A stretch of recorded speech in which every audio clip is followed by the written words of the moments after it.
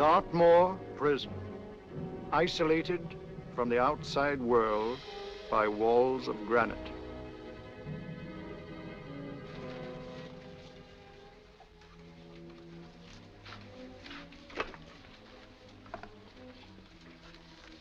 They say you could get out of here by merely telling what you know. You may or may not be another Scotland Yard bloke. But I'll give you the same answer I gave the others. I still have 2 years, 8 months, and 6 days left in which to make musical boxes. That'll be sold at auction for the benefit of this delightful sanctuary. And I intend to serve them.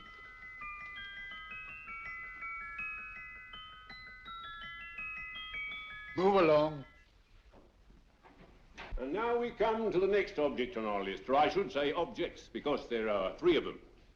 Now, ladies and gentlemen, these can be bought together or separately. Now, these beautiful little musical boxes only arrived this morning, and I didn't intend to put them on the auction block until later, but I'm going to sell them now. So, good friends, as our old pal Mark Antony used to say, lend me your ears. And what do you hear? Right. The beautiful tinkle tinkle of a musical box. What a lovely trinket. What a beautiful gift.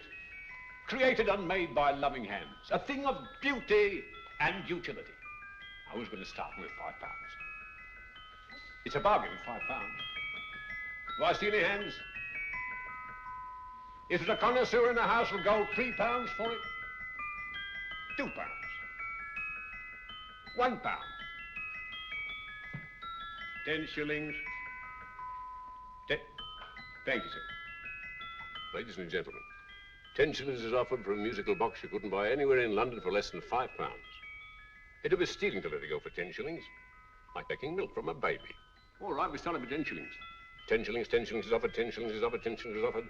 Then everybody give me £1. Want to give me £1? Oh, won't someone want to give me £1? A pound, £1 is offered, £1 is offered, ladies and gentlemen, £1 offered is against you, sir. Will you go to £2? We got to £2, sir. £2. £2 is offered. £2 is offered. Going once, twice, third and the last call. Sold to the gentleman for £2. Sorry, my dear.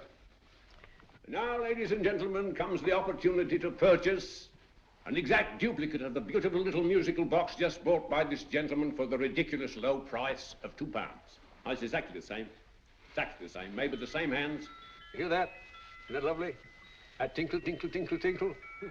Sounds like Bow Bells to me, you know, with little angels pulling on the ropes, eh? Who'll give me £2 for it? Who's starting with £2? Will anybody start with £2? Oh, come, ladies and gentlemen. You know, from your enthusiasm, we might all be in Scotland instead of London. Please buy it for me, Daddy. £2, certainly not. We all might be in Scotland. Besides, I don't like his manner. £1, 10 shillings. £1. £1 is ours. £1 is offered. £1 is offered, going £1. Any advance? Going once, going twice, the third and the last call. Sold to the lady for £1. Smart bidding, my dear. Thank you. We come to the third and last of these beautiful little musical boxes. Exactly the same. Tinkle, tinkle. Isn't that lovely? Ladies and gentlemen, I don't bring you here to gull you and swindle you. This is the exact replica of those 2 I just sold before.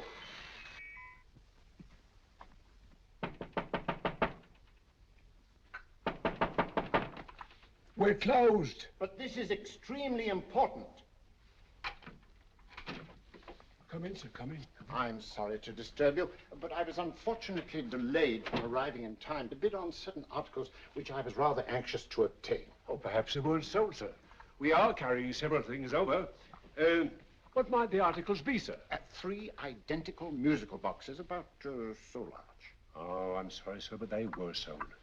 Pity you weren't here to bid on them. They didn't bring anything like the real value. I'm most anxious to obtain them. I wonder if your records would show who the purchasers were. Oh, we don't usually give out that information, sir. For certain, shall we say, sentimental reasons, I'm most anxious to get in touch with the purchasers. I'd be willing to pay, shall we say, £5. Well, for certain sentimental reasons, sir, we'd be very happy to oblige. Alfred, today's sales. The 3 musical boxes. Musical boxes? Oh. Ah, here we are. The first purchase for £2 from Mr. Julian Emery, 52 Portman Square. Write these addresses down, Alfred. Yes, sir. Second didn't leave any name. Well, how unfortunate. I think she's a dealer. You see, they don't like us to know where the things are going. On account of the profits. You say the second purchaser was a woman. Can you give me a description of her? Oh, she was a young woman, fairly tall, slender, had a light complexion and dark hair, and she was wearing A grey suit, don't you remember? That's right. She probably runs a gift shop. She paid £1. You say she comes here fairly frequently? No, I didn't say so. But she does, sir. Like as not, she'll come in on Thursday. We have sales on Mondays and Thursdays. Oh. And the third box? The third, Mr. William Kilgore, 143B Hampton Way. For 10 shillings. Quite a drop from £2. Mr. Kilgore was a Scotchman. Oh. Well, thank you. You've been most helpful. Oh, thank you, sir. And any time you're passing, dropping, we always have lovely things for sale. How kind, sir? Thank you. I'll be back Thursday.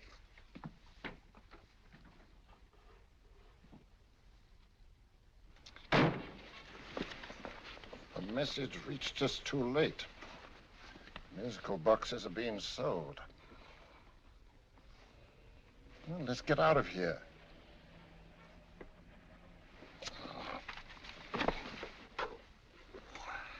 Someday you'll go too far. Reaching for a star, you fool. Yet a fool may touch a star, Colonel Cavanaugh, if he but reach high enough. But not possess it as you would. The musical boxes, they're being sold. What a pity for you, my dear Colonel. Is it my fault that the message reached us only an hour ago? Is it my fault that they were sold? You can't hold me responsible for that. Hope for your sake you're right.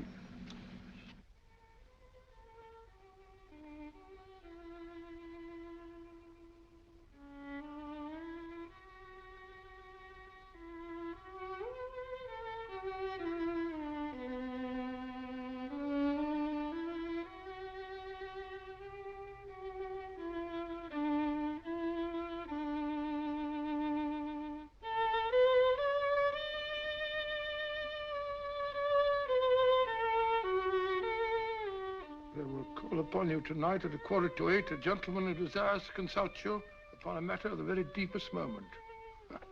Remember that letter, Holmes? It was written over 2 years ago. An interesting case, devilishly interesting. Irene Adler. What a striking-looking woman from the brief glance I had of her. Seems only yesterday. What charm. What poise, and what a mind. Sharp enough and brilliant enough to outwit the great Sherlock Holmes himself. I take it the new issue of the Strand magazine is out, containing another of your slightly lurid tales. It is indeed. And what do you call this one? I call it A Scandal in Bohemia. Not a bad title, eh? If you must record my exploits, I do wish you'd put less emphasis on the melodramatic and more on the intellectual issues involved. More on the what do you mean by that? Well, I do hope you've given the woman a soul. She had one, you know. By the woman, I suppose you mean Irene Adler. Yes. I shall always remember her as the woman.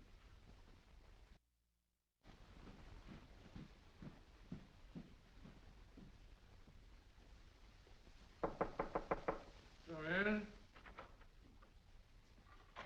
I Stinky. That's it, old boy. How are you? How are you, old boy? I haven't seen you for years. I want you to meet my old friend Sherlock Holmes. Holmes, this is Stinky. In other words, Julian Emery. How do you do, Mr. Emery? Watson has often spoken of you. Oh, has he? Yes, we were at school together. Yes, more years ago than I care to remember, but you didn't come in here just to remind me of that. No, I just happened to be in the neighborhood and saw your lights burning, so I took the liberty of looking you up. Still writing your mystery stuff? Yes, there's a new one out this week. Good, I never miss them. Oh, good, thanks. I say that bandage makes you look very interesting. Still poking your nose into other people's business as usual? Who hit you? I haven't the foggiest notion. Somebody knocked me on the head in my own living room, and then proceeded to commit the most idiotic burglary you ever heard of. Fellow must have been balmy as a coot. Balmy? Why? Come sit down, old boy. But you You like a cup of tea? Oh? Oh, all right. I'll go and tell Mrs. Hudson about it. Yeah. Why do you say the robbery was idiotic, Mr. Emery? Oh, simply from the fact that with about £5,000 worth of musical boxes in my living room, the thief, who I caught in the act, made off with one that isn't even worth £5. I gather you're a collector of musical boxes. Yes, I am indeed.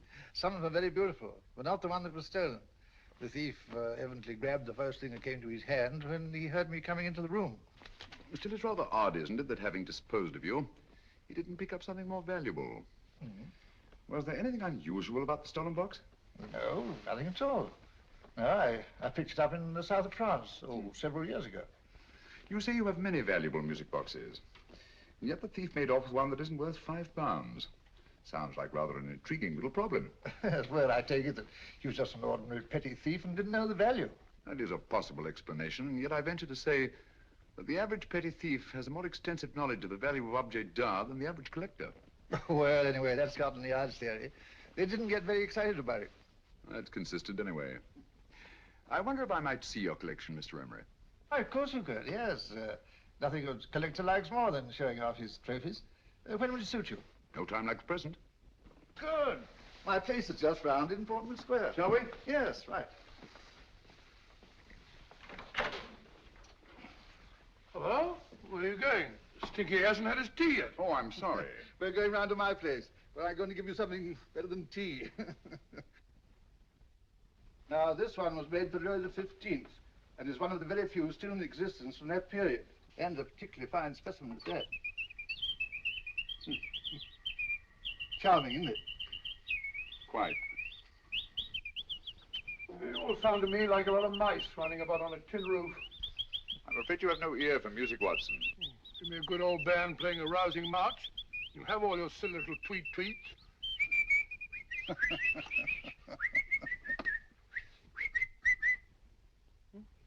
Another room. This is me.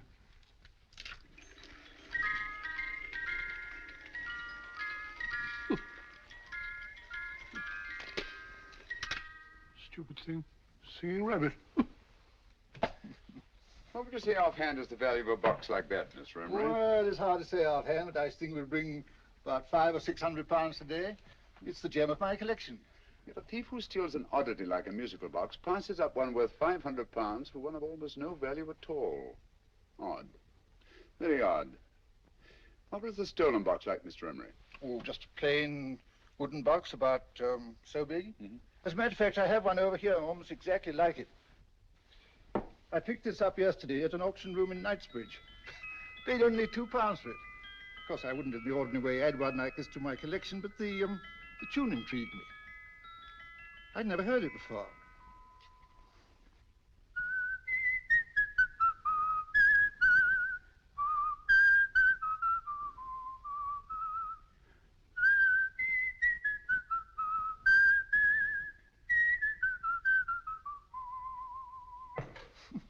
You have a remarkable ear for music, Holmes. Rather an unusual melody. Sit down, will you? Thanks. You say you bought that box at an auction sale yesterday? Yes, the Gaylord auction rooms in Knightsbridge. Run by old, what's his name? Crabtree. Handsome man. At what time was the robbery committed? Oh, about 3 o'clock this morning. You know, Mr. Emery, that box and the robbery might well be cause and effect, especially since you say that the stolen box outwardly resembles this one a great deal. And Scotland Yard were not particularly interested, eh? Oh, yes, but I wouldn't blame him for that, especially as I told him I was quite unable to describe the thief, except, of course, for the fact that it was definitely a man. All you remember is that you came in here and someone struck you on the head. Yes, the next thing I knew, my man was trying to revive me. It might be wise for you to put that box away somewhere and lock it up. Oh, I don't think that's necessary. Besides, everything's insured. Well, at least if any further attempts at robbery are made, I'd suggest that you call the police, rather than running into any personal danger. Oh, come, Holmes, aren't you being a bit of an alarmist? Possibly. I must agree with old Stinky. Seems to me you are making rather a mountain out of a molehill. Molehill is the word, old boy, and it's time you were in bed. Thanks so much for letting us see your place. Now the best. It's been glad meeting you. Holmes, I can't understand why you were so mysterious. Seems to me the petty thief explanation was the only sensible one. Really? Yes, I can't see how you can believe it was anything else. I didn't say I believed it to be anything else. The petty thief theory is the obvious one, I grant you. However, it's often a mistake to accept something as true merely because it's obvious. The truth is only arrived at by the painstaking process of eliminating the untrue. We are not able to do that in this case without further data. Rubbish, you're pulling my leg. You're trying to turn a tuppenny halfpenny robbery into an international plot. No, I'm not. I just hope that your friend Stinky is a little more cautious in the future. Just in case.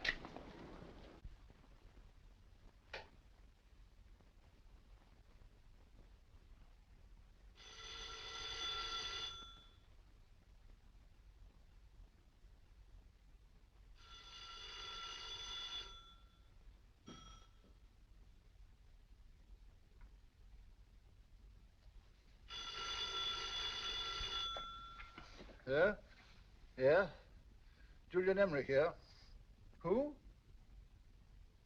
Why, of course I remember you, Mrs. Courtney. Yes, you're the one bright spot at that appallingly dull affair of Lady Sanford's. Huh? Of course it isn't too late to come around. Yes, I shall be delighted to give you a drink. I tell you what, come straight up and I'll leave the door unlatched. Right, well, 15 minutes? Good. I shall be counting each moment. No, I mean that, really. Right, goodbye.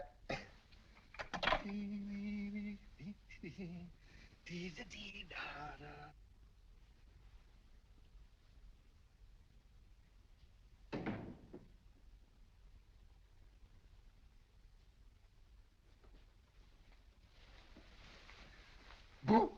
Oh, you startled me. Did I? Yes. Must be the pixie in me. I know I shouldn't have called you so late, but I was at a party just around the corner, and I remembered your invitation to see your collection of musical boxes. My dear Mrs. Courtney, pleasure is all the greater for being so unexpected. My friends call me Hilda. Thanks. Mine call me Stinky. Stinky, how quaint.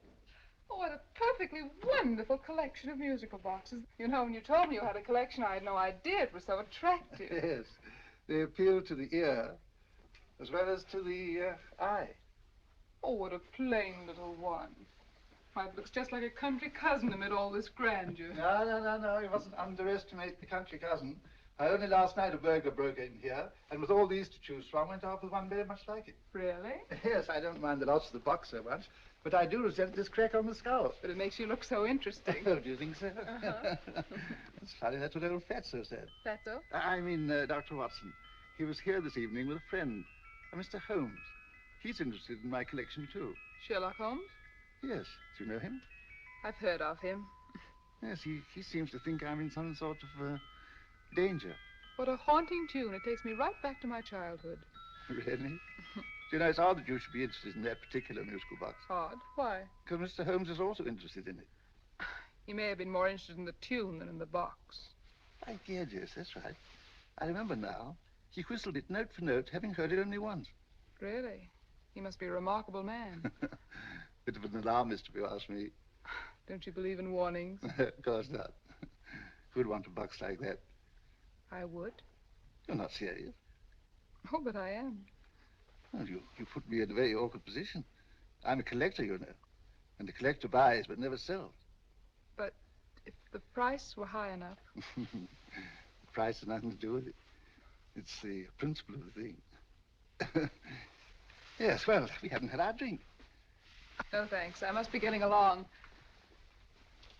Must you really? I'm afraid so. You're not walking out on me, are you? My reputation. Stinky. I say, you know, you are an attractive woman. Thanks.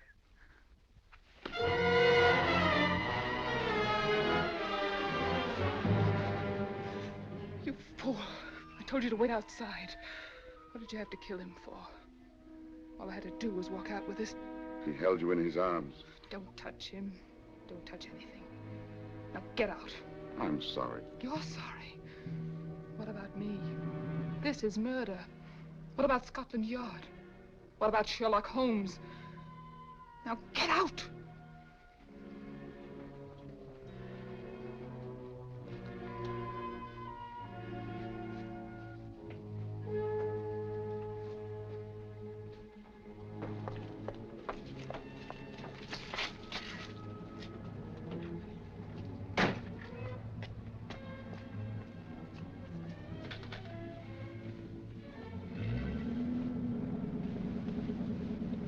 Did you get it?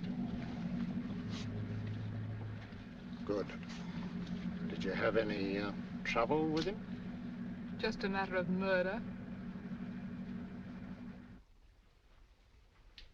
Ah, Mr. Holmes. Hopkins? Thanks for coming so promptly. Inspector Lestrade suggested that I call through to you. Mr. Emery was the client of Mr. Holmes, Inspector. Indeed. You didn't mention that when I telephoned you, Mr. Holmes. Well, not exactly a client, Inspector. Sergeant Thompson? He was killed between the hours of 11 and 2 o'clock this morning, Mr. Holmes. Must have been someone he knew, someone of whom he had no suspicion. Poor old Stinky. It's all my fault. I should have prevented this. Well, it's no time to start talking about that now, Doctor. Apparently it's gone. That's the second attempt on the musical box that Emery bought at the auction sale. And this time it was successful. But that box was only worth £2. It was worth a man's life, Watson. I think we'd better pay a visit to Gaylord's auction room and that fellow Crabtree. Inspector, may I suggest that you make a complete search of this flat for a small, plain, musical box about that size? Thank you. Come on, Watson.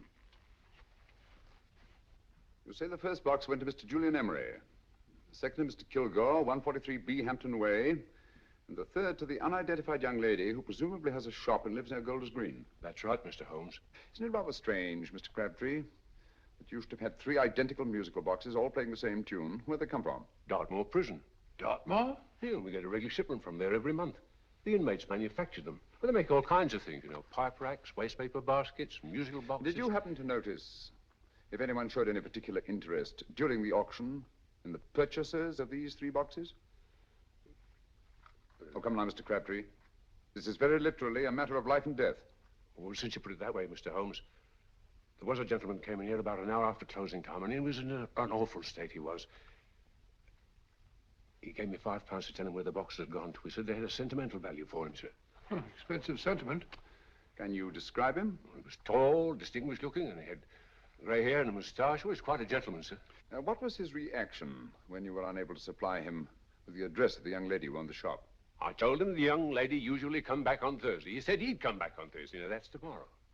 Thank you, Mr. Crabtree. You've been very helpful. Thank you. Come along, Watson. Where are we going now, Holmes? To the home of Mr. Kilgore, the man who bought the 3rd box.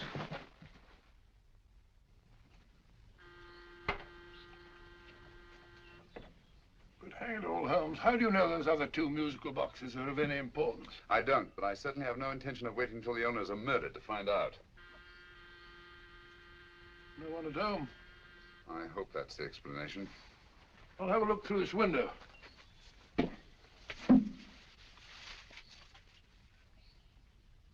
Doesn't seem to be anyone there.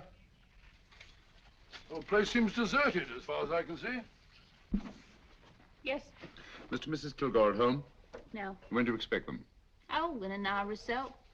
There's no use your hanging about. They don't buy nothing from peddlers. Peddlers?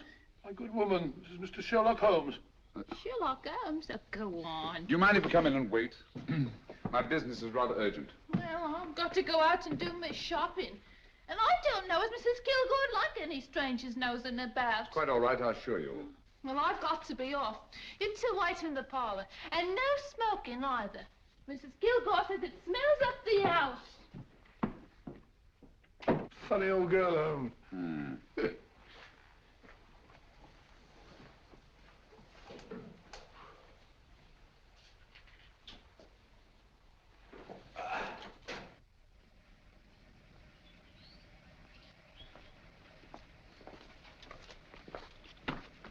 Park Lane. Park Lane? And what would the likes of you be doing in Park Lane? Now, don't worry about the fare, Ducky. If you knows how to get to Park Lane, up it.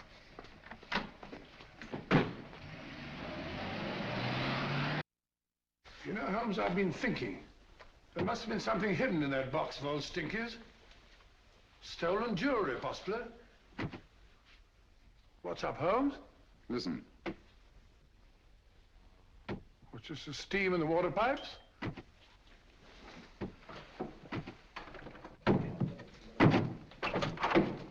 Watson! Great Scott! Come on, Holmes. Get on the chair here. All right, my dear. There. Now, don't worry. It's all over. There you are, dear. Don't cry anymore. She tied me up and shut me in the cupboard. I know. She won't come back. Did you show her your new musical box? Yes, she said she wanted to hear it play, and as soon as I showed it to her, she grabbed hold of No, I me. know. Now, don't worry. We'll buy you a new musical box. Yes, my dear, the best one in London. Watson. Oh, what a fool I've been. What do you mean, Holmes? She took the musical box out of this house in that market basket, right under our very noses. Why could the Kilgore charwoman want to take the music box? She isn't the Kilgore charwoman. She's a consummate actress. An extremely clever, unscrupulous woman who will stop at nothing. Take care of the child, will you, Wolfella, until our parents get back. Explain everything to them. Of course I will. But, Holmes, where are you going? Somewhere, somehow, I must get to the young lady who bought that third musical box before our opponents find her. I only hope that I won't be too late. Oh, no. No, darling, you mustn't cry anymore. Now, cheer up. Would you like to hear old Uncle make a noise like a duck?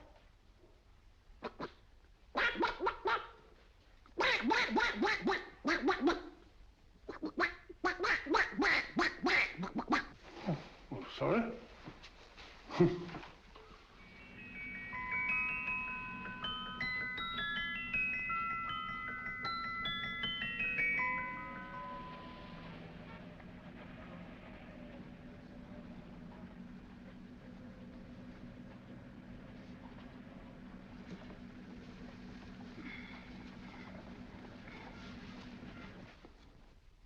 And now, ladies and gentlemen, how much am I offered for this beautiful lace Dresden china figurine? A lady of the French court. Now, this is the genuine article. What a beautiful ornament for your mantelpiece. Or you could use it as a centerpiece on the dining room table. Now, will somebody start me for £10? Will somebody start me for £10? £8? £7? All right, £5 is offered, £5 is offered, £5 is offered, £5.10, £5.15, £5.15. £6 is offered, £6, going once, going twice, the third and the last call. Have you all done? Sold to the lady from Twickenham for £6. Next, we have a real museum piece, ladies and gentlemen. A fine 19th century doll. A costume, an exact replica of the holiday clothes worn by the Hungarian peasant women. Now, ladies and gentlemen, an article like this would cost you from £15 to £20 in a West End shop. I'm not going to ask for anything like that. Who'll give me £2 for it? £2. Anybody offer me £2? £2 for the Hungarian? £2? £1. What? Anybody give me £1? Anybody offer me £1 for the doll? £1 is offered, ladies and gentlemen. £1 is offered. Now, I'm not going to waste your valuable time or mine in trying to get one half of what this beautiful doll is worth. If the young lady can steal it for £1, that's her good fortune. So it's going once, it's going twice, the third and last call. Any more? Sold to the young lady for £1. And now, ladies and gentlemen, may I draw your attention to something which may be a great surprise to you, worthy of any collection. The only other one like it is in the British Museum. It's a Ming vase of the 7th dynasty. This vase lay in a large collection somewhere outside Rome for over 2 centuries, I understand. It was discovered there by the noted antiquarian, Sir Andrew Coppleston. As some of you may remember Sir Andrew Coppleston, besides being a noted traveler and antiquarian, he's also a gentleman rider.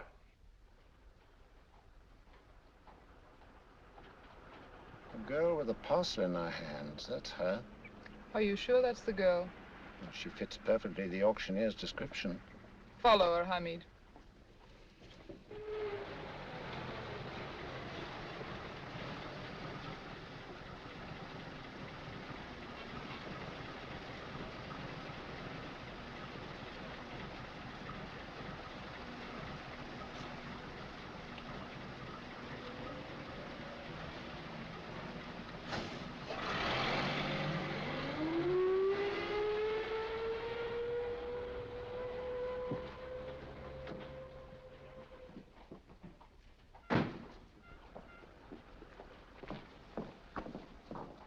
It's lovely, dear. And only £1.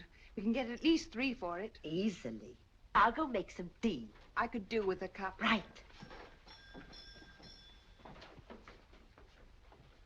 Good afternoon. Good afternoon. I'm looking for a birthday gift for a 7-year-old girl. What would you suggest? We have some lovely dolls. Now, this Hungarian I think peasant- she has enough dolls already.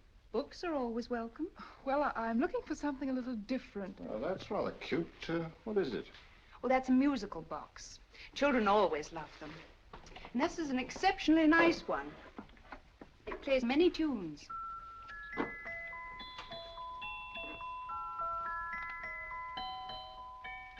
Have you any others? Yes, if you'll just step this way. I have only 2 left.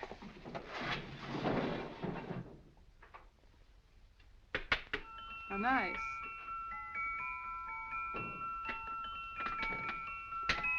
Are you sure this is all you have? I'm sorry.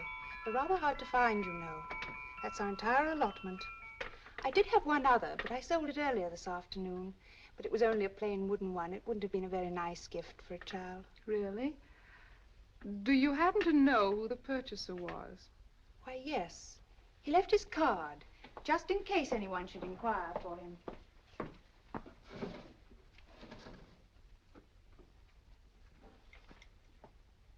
How interesting. I'm sorry, but I'm afraid I'll have to look a bit further. Thank you anyway. Good afternoon. Thank you.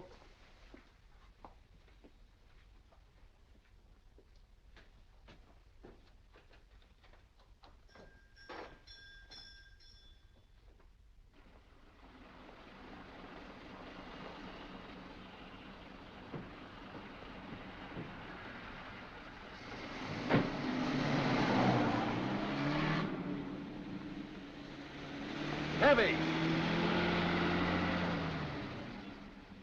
Follow that cab. Here now, what? Scotland Yard. Hop in.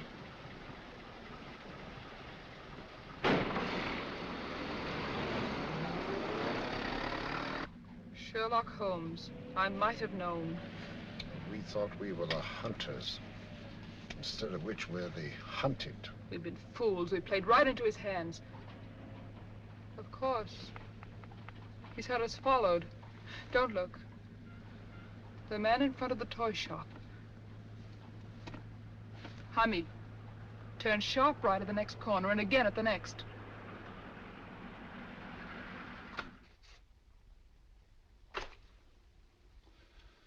No photograph of her, Commissioner, as I expected.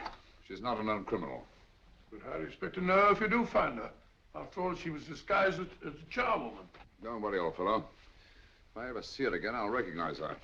Well, it won't be long till we know who they are and from where they operate. Who's covering them?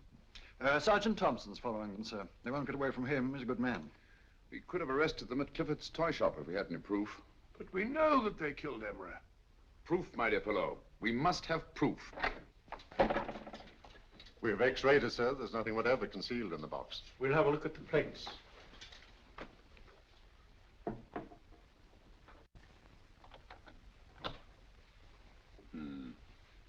There must be some clue. And it's probably so obvious that we've all overlooked it. Seems to me we're up against a bunch of lunatics. Not lunatics, my dear fellow. Extremely astute, cold-blooded murderers. What can these little musical boxes have in them that's so important? Don't forget they were made in Dartmoor prison. You can smuggle stuff into prison, but not out. Do you want us to break the box apart, sir, to see if there's anything the x-ray hasn't caught? No, not yet. You mind if I take it? Certainly. Thanks.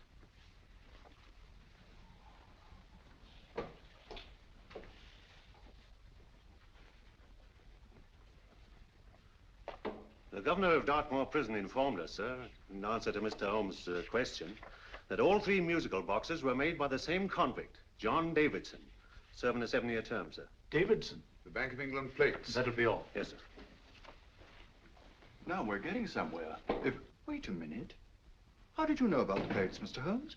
I'm a student of crime, Inspector. I make it my business to know about such things. And when the name of Davidson was mentioned... Well, who is this fellow Davidson?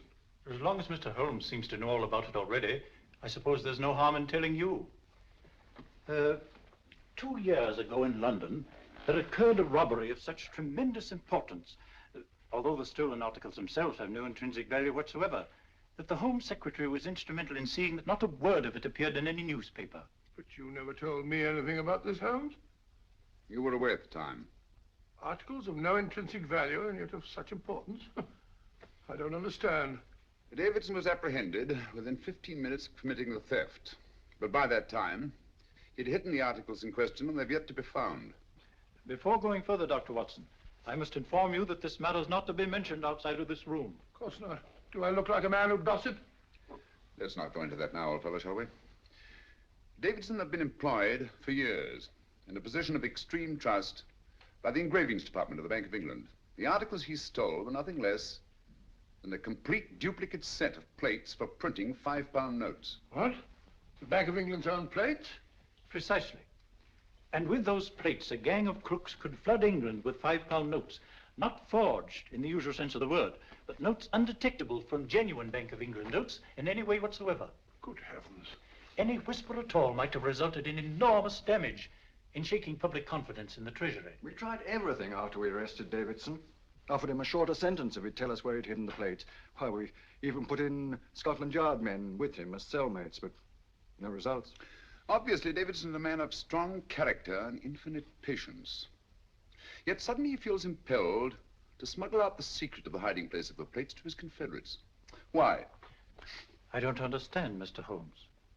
Well, for example, has the Bank of England made any plans to radically change the design of the £5 note so that in, say, 7 years from now, notes made from the stolen plates would be worthless? Confidentially, Mr. Holmes, such a move was discussed. But replacing all the £5 notes in circulation would be such a Herculean task that nothing's been done about it as yet. I see. Of course, there is another possible explanation. Davidson didn't have much time to find a hiding place before he was captured. He may be afraid that the plates will be accidentally discovered before he's released. Hence his anxiety to communicate their whereabouts to his confederates as soon as possible. I believe you've hit it, Mr. Holmes. I'm sure that the message is contained in this musical box. Or rather, in all 3 musical boxes, since possession of all 3 seems to be essential. Our opponents have 2/3 of the puzzle, we have 1/3. Well, what are you going to do, Holmes? Try to deduce the message from the 1/3 that we have.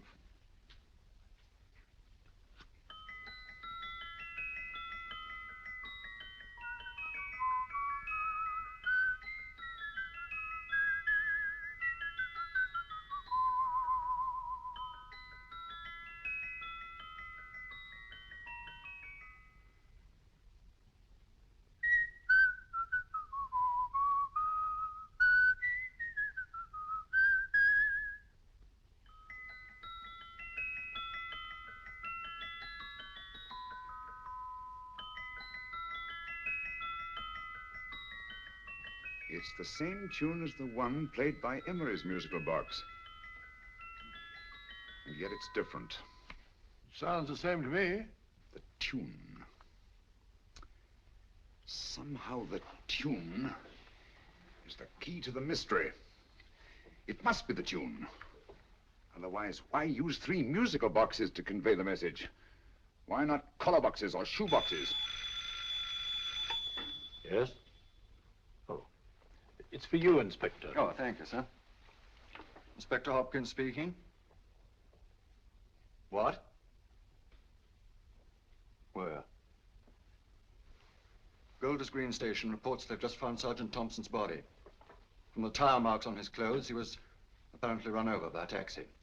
What an unfortunate accident. Not an accident, my dear fellow. I'm afraid it's murder. Never know just who you're going to meet when you're walking down a busy London street. Mrs. Hawkins, Mrs. Brown, any subject of the crowd. Oh, you never know just who you're going to meet. So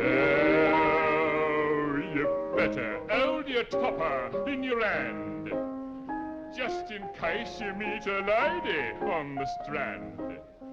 Girls will think you're kind of sweet, and your day will be complete. Oh, you never know just who you're going to meet. Now, a gentleman is judged by his appearance. Yes, a gentleman is judged by how he talks.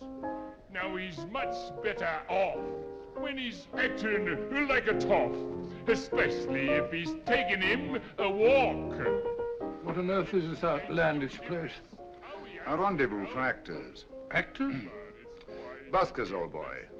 You've seen them 1,000 times. Actors who entertain the queues, waiting outside theaters. Who you're going to meet when you're walking down a busy London street. So you better wear your best, how it pays to look your best, 'cause you never know just who you're going to meet. So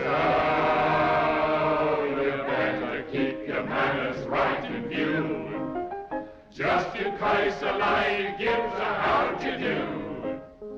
Keep your trousers in a pleat, shine your shoes and keep them neat, 'cause you never know just who you're going to meet. Blimey. Mr. Holmes. How are you, Joe? Never met him. And yourself? Fine, thank you. I want you to meet a friend of mine, Dr. Watson, Joe's sister. Oh, well, any friend of Mr. Holmes is a friend of mine. Hi, Joe. He did me a good turn once that I'll never forget. Yes, I cleared Joe of a most unpleasant charge. Murder, no less. Oh, really? By proving to the satisfaction of the police that he was busy at the time blowing open someone's safe. That's right, Governor. Good gracious me. Joe, now you can help me. Come on, buzz off, buzz off. Come on, up it, up it. Can't a gentleman have some peace and quiet around here? And you too. There you are, Mr. Holmes. Now we can have some peace and quiet around here. Thank you, Joe. There's £5 in this for you. Well, I wouldn't want to take it on myself, sir, but I can get somebody to do it for you for half of that. You don't know what the job is yet. For £5? Murder, ain't it? What? No, Joe, not murder, just music. I want you to identify a song for me. Oh, there ain't a song that's been written that I don't know. That's why I came to you. Of course, the violin is more my instrument, but, oh, well, here we go. Now listen to this, Joe.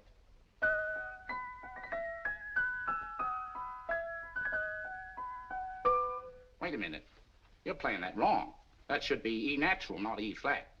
You know the song? Oh, yes. It's an old Australian song called, The Swag Man. But you're playing it all wrong. That's what I hoped you'd say. Now listen again, Joe.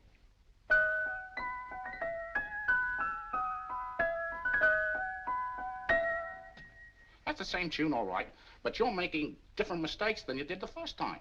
No, not mistakes, Joe. Call them variations. Here, play the song for me, will you, the way it's written.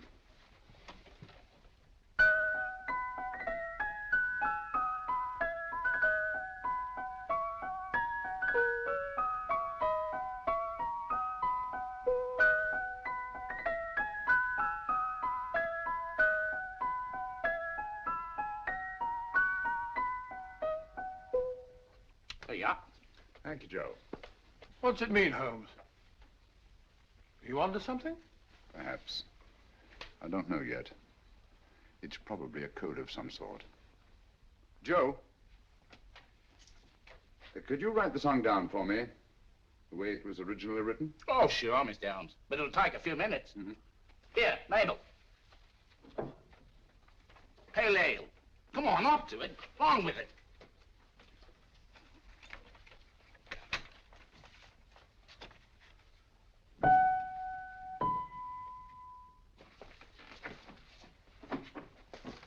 Well, obviously it isn't the lyrics. No combination of those words made any sense at all. The variations in the way Emery's musical box played the tune are different from the variations in the one we have. You sure? Quite.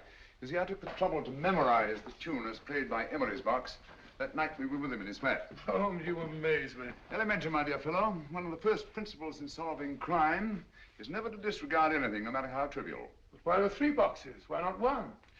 Because the message was obviously too long to be conveyed by any one variation. Then there's the 3rd box, the one that woman took from the Kilgores. That contains yet another set of variations. Yes, well, it's all beyond me. Well, all we have to do now is to find the secret of the variations. Not a very easy problem to solve, my dear fellow.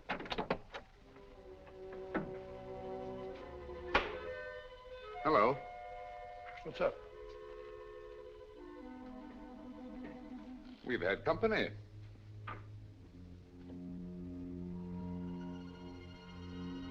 I say, this is outrageous.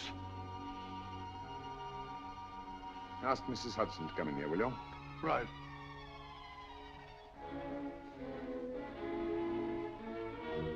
Hudson? Yes? Oh, there you are. Will you come up here at once, please? Coming, sir.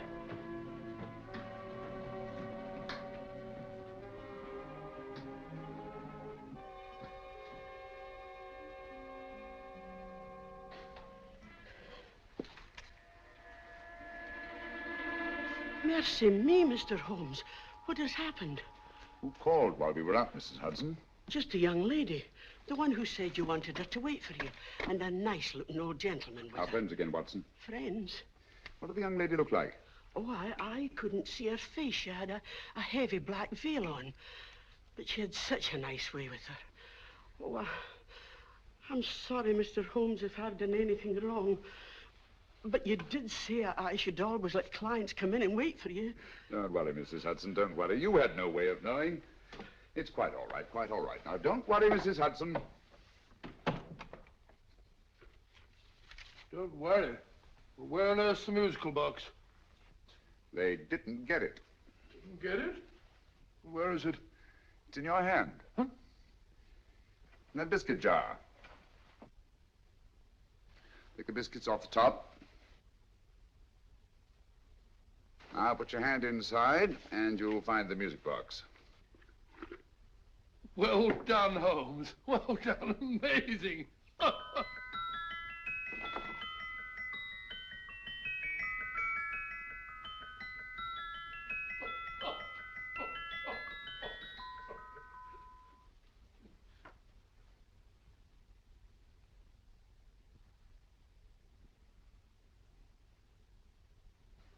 Whew. Nice fresh smell. Like a pub after closing time.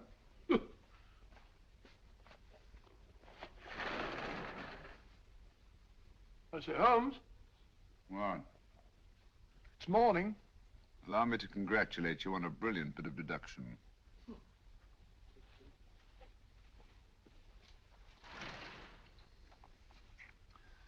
It's not a transposition, not a polygraph transposition, not a trigraph, nor any known form of decoding. How about the Morse code? Have you tried that? Yes, at about 3 o'clock this morning. I'm sorry, old man. I was only trying to help.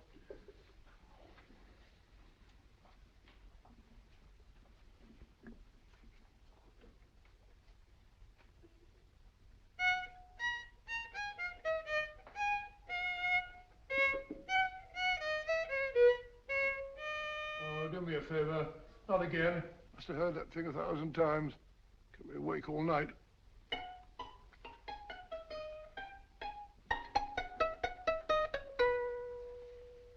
Not a very distinguished composition, I grant you.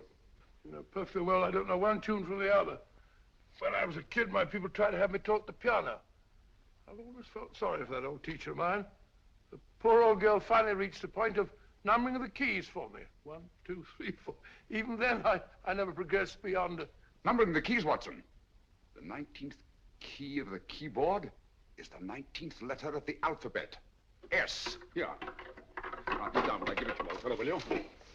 The first altered note. Write S first. Now, the 8th key is H. The 5th key, E.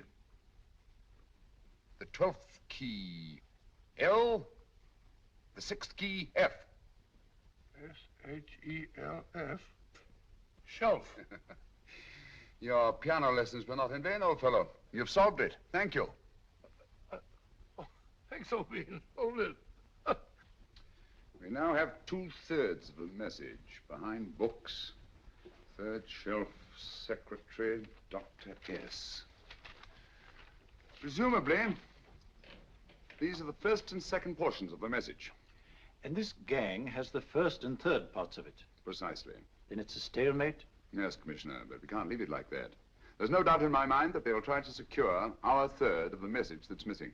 Well, I assume you've taken every precaution to guard the Clifford music box. Oh, yes, it's carefully hidden at Baker Street with Dr. Watson on guard. However, I'm reasonably certain that, difficult as it may be, we can find the plates even without the missing part of the message.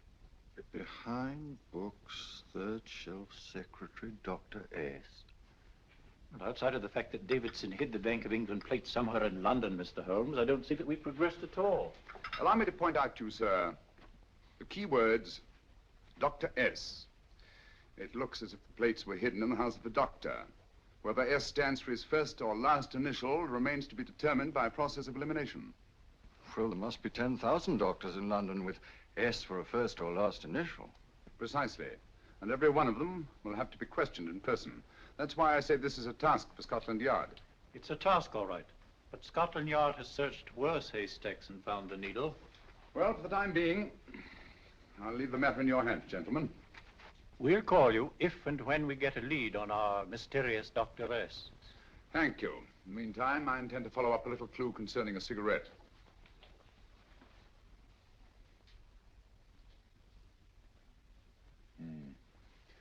You're certain of the identification of the tobacco?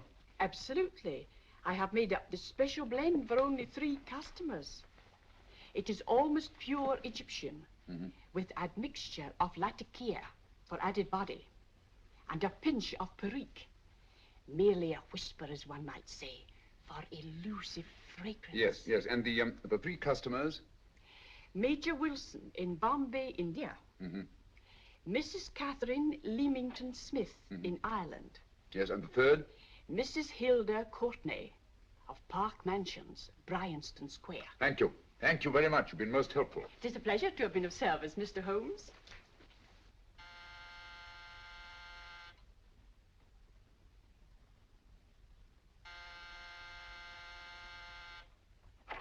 Yes? Mrs. Courtney? Yes. My name is Sherlock Holmes. Oh, do come in. Thank you. I've heard of you, of course, Mr. Holmes.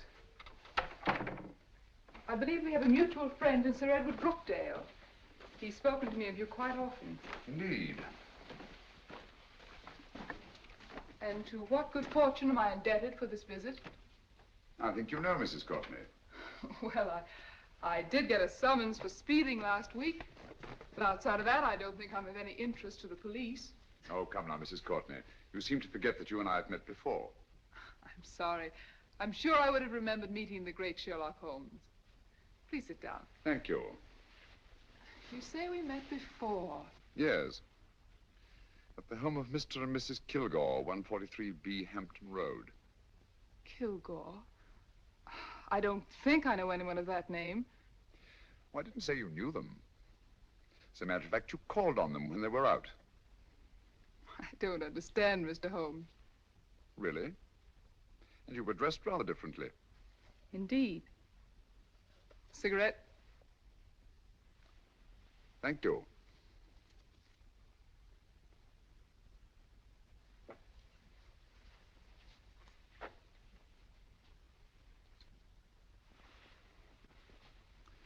Thank you.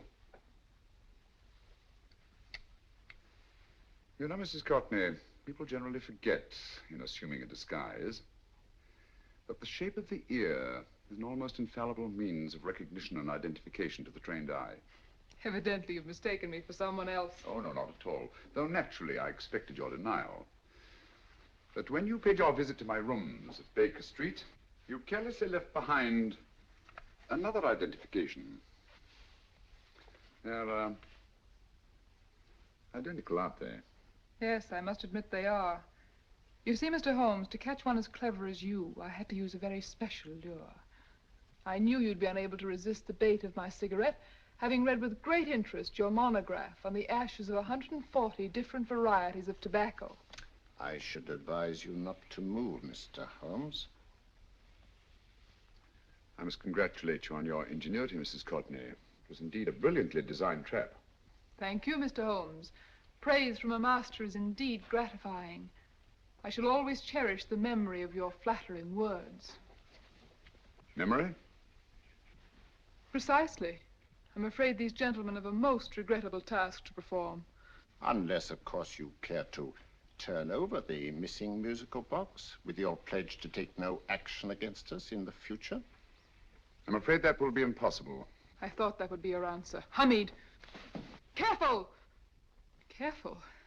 There's no need to be unnecessarily rough with our distinguished guests. You realize, Mr. Holmes, that your demise will not take place here. The corpus delicti, you know. Well, naturally.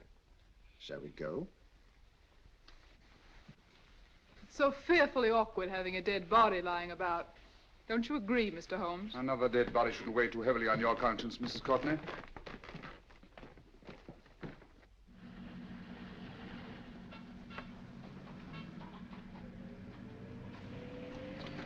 You mind if I have a cigarette? Don't see why not.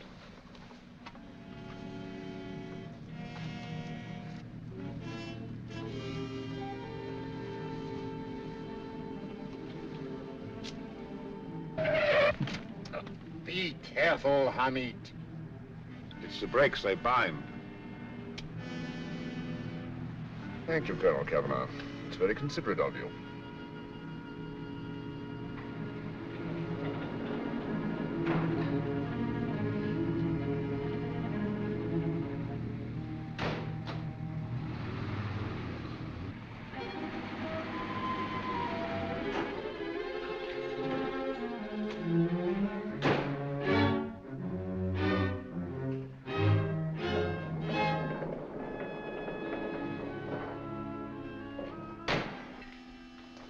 You'll be happy to know, Mr. Holmes, that your death will be a painless one. Hamid, attach this to the motor of the taxi. That little attachment, my dear Mr. Holmes, contains the deadly fluid known as monosulfide.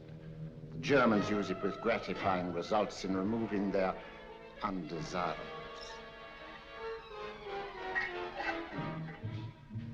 Start the motor.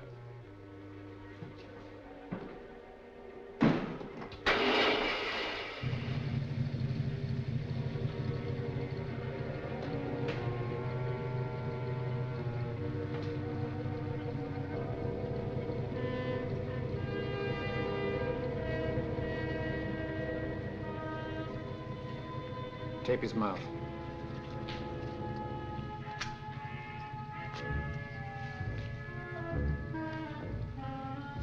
Now, up with him, Hamid.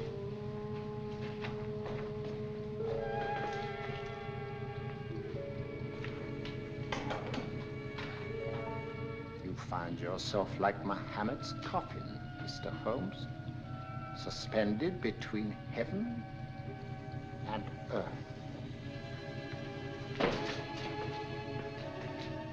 Plenty of fuel in the tank? Good. It would be too bad to have anything go wrong through so simple an oversight.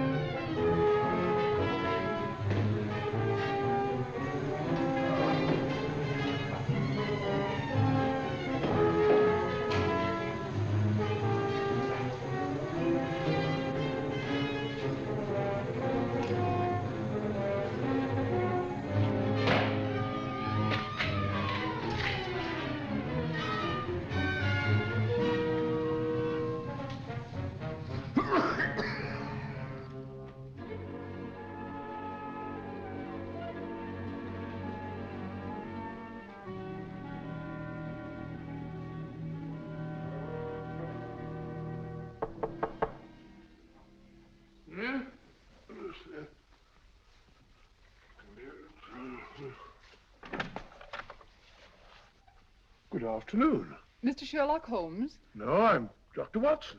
Oh, of course, Dr. Watson. How stupid of me. Oh, so this is stupid of me. Won't you come in? Well, I really came to see Mr. Holmes. Oh, I'm afraid he's out. I don't know when he'll be back. Perhaps there's something I can do. Won't you sit down? Thank you.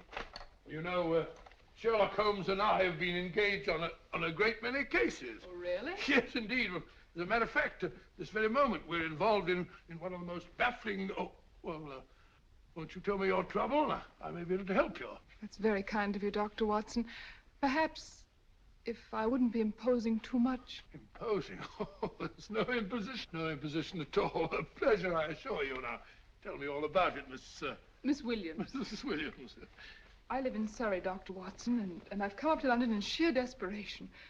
My only sister has disappeared, and the local police seem utterly unable to find her. Well, Holmes and I solved a case exactly like that once. Very interesting as far as I remember. I call it the adventure of the solitary cyclist. Oh, sorry. Now I come to think of it, it wasn't so very similar. Entirely different. I think what I was saying. Where were we? She's only 17, Dr. Watson, and until she disappeared last Thursday, she seemed to be in the best of spirits. Possibly a romantic entanglement? Oh, no, nothing of the sort. She left no note, didn't even pack a bag, no explanation.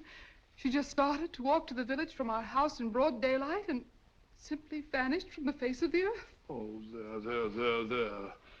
Might I have a glass of water? Glass of water. I have one in 1 minute.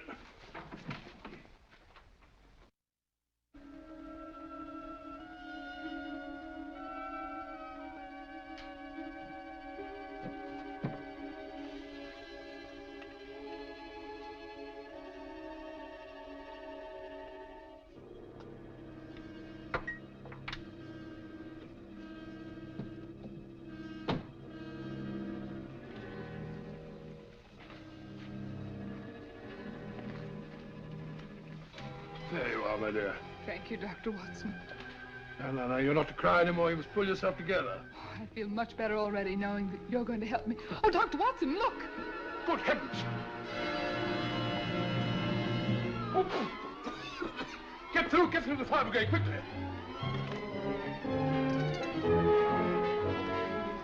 Haven't you a fire extinguisher? By George, we have in the kitchen.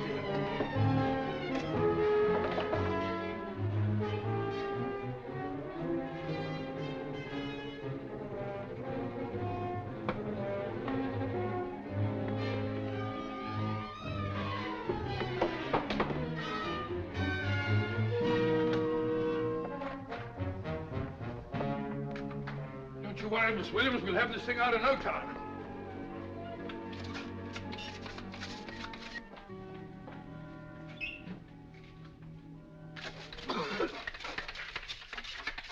That's got it. It's a mare.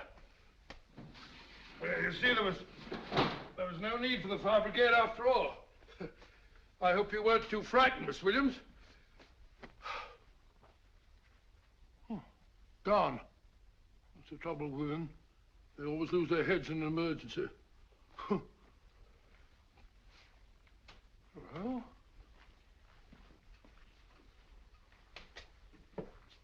a musical box. Great Scott!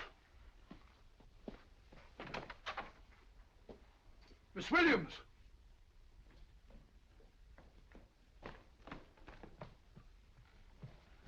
Well? Good. And Holmes? By now, Mr. Holmes has no doubt exchanged his violin for a harp. Always assuming that heaven is his destination. And now that we have the missing musical box.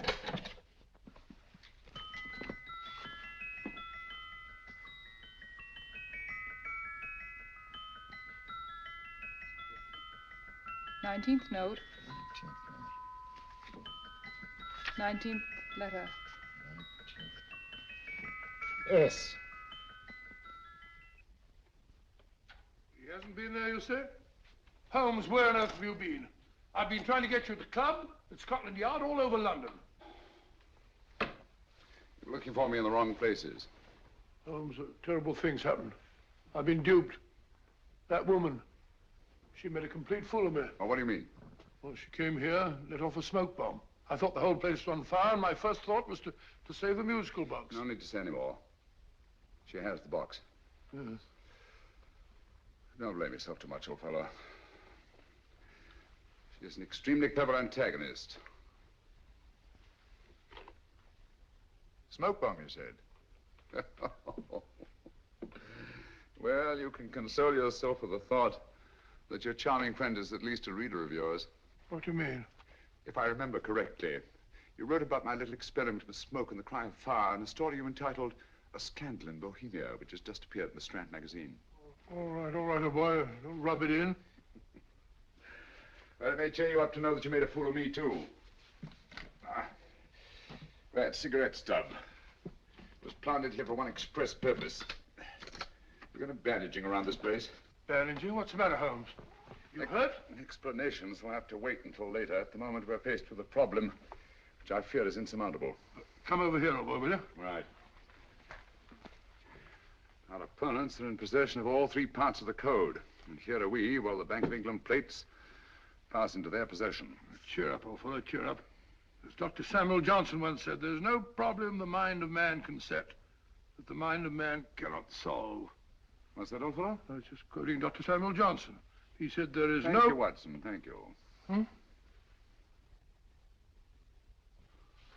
Leaving the front reception room, we come into the main hall, where Dr. Johnson was in the habit of passing through to have his meager meals in the dining room opposite, in company with his friend and biographer, James Boswell. We will now pass up the stairway, which remains in its natural wood finish, just as it was when the good doctor was here. The framed etching on the wall is believed to have been presented to Dr. Johnson by the distinguished painter, Sir Joshua Reynolds. I've been told here that picture was given in by Mrs. Thrale, and it's definitely not a Reynolds. Is that important, my dear? Oh, I'm sorry. This way, ladies and gentlemen, please, this way. Move along, children, move along. The secretary's not on this floor. Patience, Hamid. I have a feeling My that... dear Colonel, with Sherlock Holmes out of the way, what could go wrong?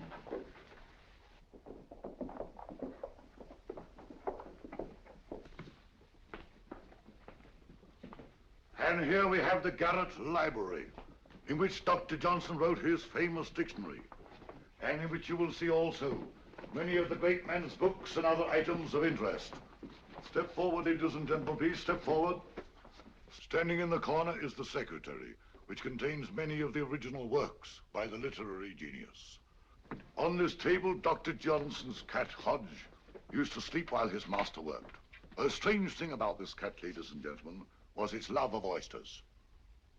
They do say that the dear doctor often went hungry to find the cat that delicacy. What a pity. Now we will visit the grey room, which is immediately below us, in which you will see the very bed in which Dr. Johnson died. What did he die of? Gout. Just gout. This way, ladies and gentlemen. Mind the steps, please.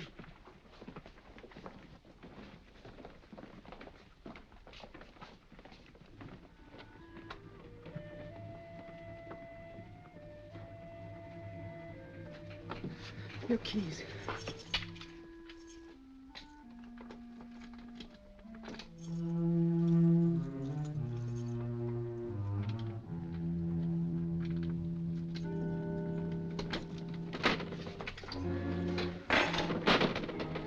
Third shelf up.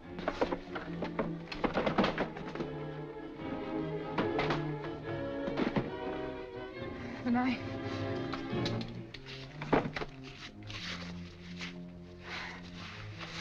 Gentlemen, the Bank of England plates. Well, Mrs. Courtney, so we meet again.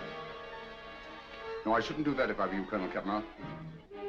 I must congratulate you, Mr. Holmes. You're far more clever than I thought. Thank you, Mrs. Courtney. Praise from you is indeed gratifying. I shall always cherish the memory of your flattering words. Memory?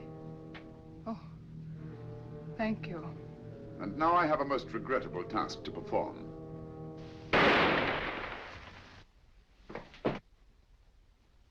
Holmes! Coming, Holmes! Holmes, you all right? Perfectly, thank you, old fellow, but I think this gentleman on the floor requires some medical attention. We must see that he looks his best, you know, when he's hanged. Take them in charge.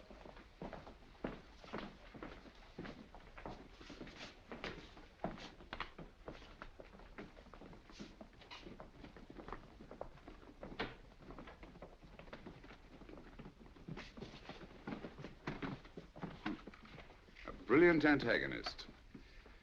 It's a pity her talents were so misdirected.